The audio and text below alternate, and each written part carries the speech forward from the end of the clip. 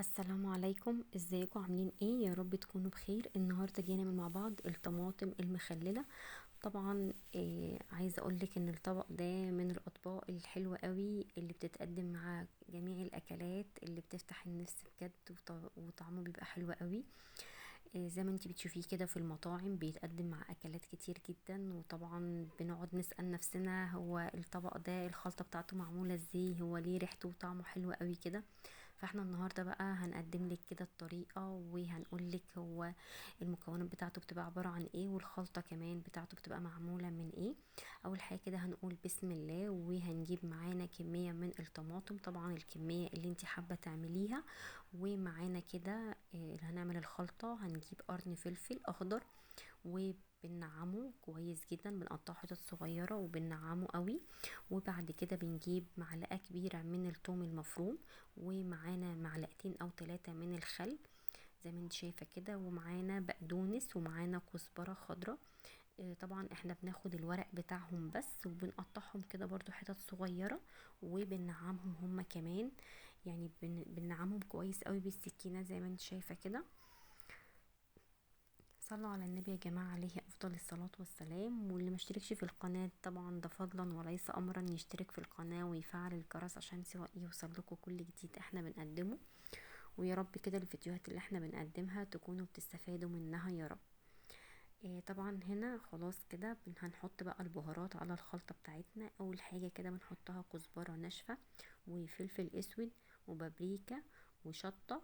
وبنحط شوية من السبع بهارات، وبنحط كمون. دي البهارات اللي احنا بنحطها على الخلطة. وبنحط 3 معالق كبار من الزيت، لو عندك زيت زيتون حلو جدا بتحطي برضو زيت زيتون.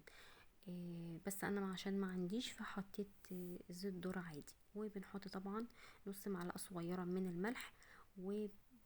انا زودت كمان، المفروض يبقى فيه ليمون بتحطي عليها معلقتين او 3 ليمون، بس انا للاسف ما كانش عندي ليمون، فانا زودت خل كمان، يعني حطيت معلقتين كمان بديل للليمون. مفيش مشكلة خالص، هيديكي نفس الطعم ونفس النتيجة كمان. وبنبدأ بقى كده نوزع الخلطة دي على الطماطم كده في الفتحات اللي احنا عملناها للطماطم في الاول خالص. عايزة اقولك كده كانت طالعة ريحتها، والله كانت ريحتها تحفة، الخلطة لوحدها ريحتها حلوة جدا جدا. دي يا جماعة الطماطم اللي بتتقدم في المحلات وفي المطاعم بالخلطة دي بالظبط. جربي الوصفة هتعجبك جدا جدا، وبجد يعني حاجة كده من الأكلات اللي بتفتح النفس كده، اللي بتحط جنب الأكل بتفتح النفس جامد، وبتخلي كده الواحد يبقى نفسه مفتوحة على الأكل أوي، لأن هي طعمها بيبقى حلو جدا.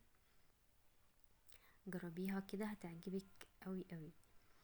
كده احنا كنا خلاص كده بنوزع كل كمية الخليط كده على الطماطم في الفتحات كلها كده. وطبعا احنا بنسيبها بمعدل مثلا 10 دقايق كده ولا حاجة، لحد ما الطماطم تبدأ تشرب الخلطة بقى بتاعتها دي والتتبيلة دي، بتشربها كده وتاكليها بقى، تاكلي احلى طماطم مخللة بقى بجد والله، حلوة جدا. وطريقتها سهلة وبسيطة خالص.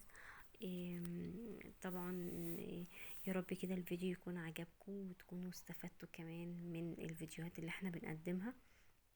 مستنية بقى تعليقاتكم الجميلة طبعا عن الطبق ده.